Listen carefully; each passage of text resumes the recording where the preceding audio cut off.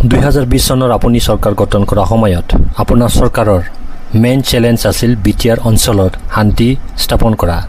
এই চেলেঞ্জটো আপুনি কিমান সাকসেছ হোৱা বুলি আপুনি ভাবে?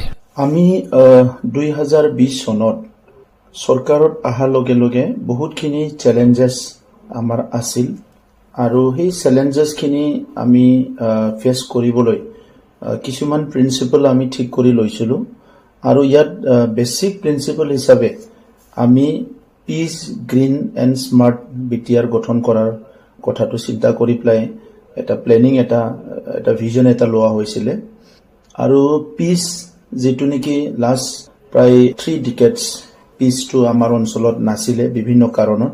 পিসটো আনিবই লাগিব, উইদাউট পিস একো কৰিব নোৱাৰে। এই কাৰণে এক নম্বৰত আমাৰ আছিলে যে পিস।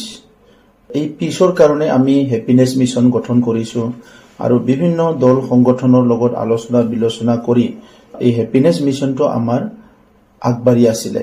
এতিয়ালৈকে আমি দেখিবলৈ পাইছো যে যোৱা প্ৰায় আমাৰ ডিসেম্বৰত 4টা বছৰ হ'ব।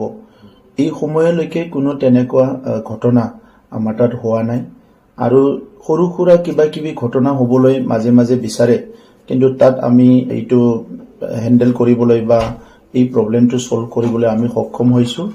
এই কাৰণে মই ভাবো যে যেটো আমাৰ পিস মিশন ইটোত আমি সফল হৈছো। বাকি থকা যিখিনি আমাৰ আন্ডাৰগ্ৰাউণ্ড আছিল 2020 একটৰ পিছত এই আন্ডাৰগ্ৰাউণ্ড খিনিও মেইন স্ট্ৰীম হৈ গল। তো ওভাৰঅল যদি চাবলৈ যায় আমি এটা ভাল পৰিবেশত আমি আজি আছো আৰু ইয়াৰ মূল কাৰণটো হৈছে যে পিসটো আমি সাস্টেইন কৰিব পাৰিছো। সেকেন্ড গ্ৰীণ বডোলেণ্ড যেটো আছে যে আমাৰ বিভিন্ন কাৰণত দশকৰ পৰা দশক ধৰি যেটো ডিফৰেষ্টেশন কৰা হল, ফৰেষ্ট বিলাক ধ্বংস কৰা হল, কাটি পেলাই শেষ কৰা হল। এটা সময়ত কোকৰাঝাৰ বুলি ক'লে শালগাছৰ কাৰণে বহুত বিখ্যাত আছিলে। এইবিলাক ডাঙৰ ডাঙৰ ফৰেষ্ট বিলাক গুটি মানে ধ্বংস কৰা হল। আমাৰ যেটো গ্ৰীণ আছিলে এটো নাইকিয়া হৈ গল। ইয়াৰ কাৰণে প্ৰাকৃতিক প্ৰভাৱ পৰিছে, বায়োডাইভাৰ্সিটি, ইকোনমি সবতো প্ৰভাৱ পৰিছে আৰু আনপিনেদি ল্যান্ড বিলাক এনক্ৰচ হৈছে।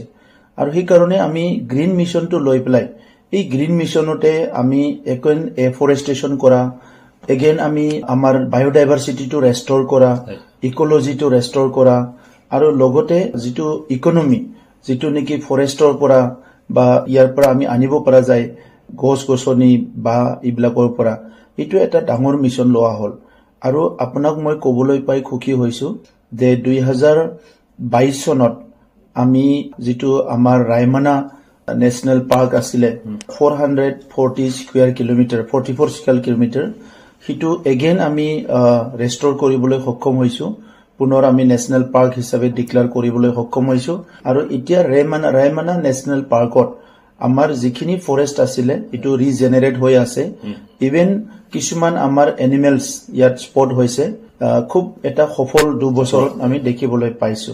সেকেন্ড আমি এগেইন আমি আনন্দিত হৈছো কি সিকনাজাৰ যেটো কিতাবা সেক্ৰেট ফৰেষ্ট বুলিও কোৱা হয়।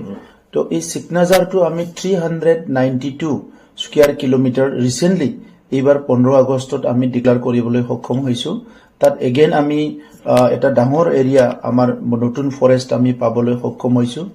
আৰু এই গ্ৰীণ মিশনৰ আন্ডাৰতে বডোলেণ্ড অঞ্চলত যেটো প্লাষ্টিক ব্যৱহাৰ কৰা যেটো নেকি pollution, soil pollution, water pollution, air pollution প্লাষ্টিকৰ পৰা হয়, এইটো বন্ধ কৰিবৰ কাৰণে আমি গ্ৰীণ মিশনৰ আন্ডাৰত এটা প্ৰগ্ৰাম লোৱা হৈছে। আৰু গ্ৰাউণ্ড ওয়াটাৰ আমি নাজানা সময়ৰ পৰা বহুত গ্ৰাউণ্ড ওয়াটাৰ বিলাক ইউজ হৈছে আৰু ৰিসেন্টলি বেলেগ এটা পৰিবেশ আমি দেখিবলৈ পালো যোৱা কেইবছৰ মানত চিৰাং জিলা, কোকৰাঝাৰ জিলা, বাক্সা জিলা বিভিন্ন অঞ্চলত আমি এটা সিজনত মানে পানীটো হঠাৎ গ্ৰাউণ্ড লেভেলটো বহুত তললৈ গুচি যায়। এতিয়া ৰেইনি সিজনত ওপৰতে থাকে, কিন্তু যেতিয়া উইন্টাৰ সিজন হয় হঠাৎ পানীৰ লেভেলটো বহুত তলত গুচি যায়। তো সেই কাৰণে আমি সিদ্ধান্ত ললো যে অহা 10 ইয়াৰ্ছৰ ভিতৰত আমি 5 ইয়াৰ্ছ টাৰ্গেট লৈছো, বাট ম্যাক্সিমাম 10 ইয়াৰ্ছৰ ভিতৰত গ্ৰাউণ্ড ওয়াটাৰ ইউজটো আমি বডোলেণ্ডত বন্ধ কৰিম আৰু সোৰ্সেছ এণ্ড ৰেইন ওয়াটাৰৰ পৰা আমি ওয়াটাৰটো ইউজ কৰিম, যাতে যেটো তল পানী মাটিৰ তলৰ পানীটো যাতে ৰেষ্টৰ হৈ থাকে বা ইয়াত থাকি থাকে। সো এনেকুৱা কৰি পেলাই আমি গ্ৰীণ মিশনটো আগুৱাই আছো।